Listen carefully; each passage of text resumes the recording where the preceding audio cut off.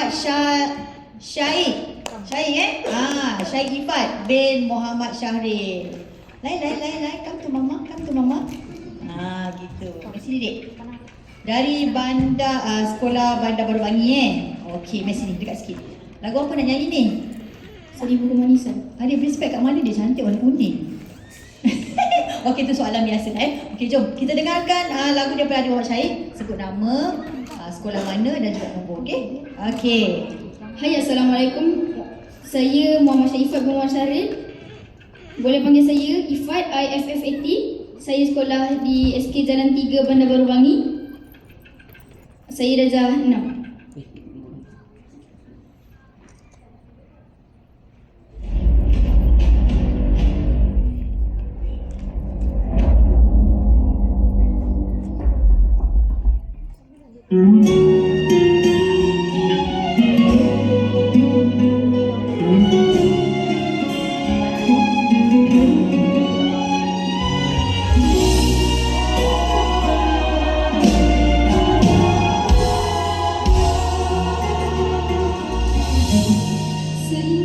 Sinar pelangi, serinya menawan hati akan menghilang di saat terlena sinar mentari.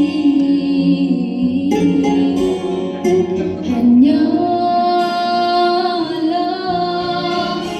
sang rembulan dan bintang kan menghiasi seri malam, salam mendusa hati.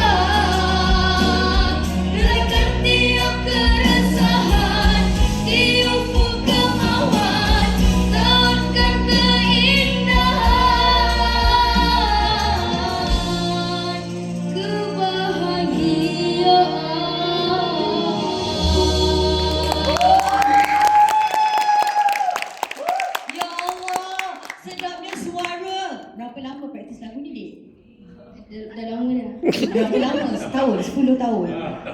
Tahun lepas ada buat persembahan kat sekolah. Oh, lagu ni juga? Oh, okey. Juri, ada soalan kepada... Oh, tak ada soalan. Bagus sangat. Oh, perfect! Tanya adik. Semoga berjaya ya.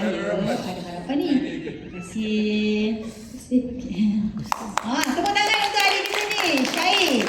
Okey, jom.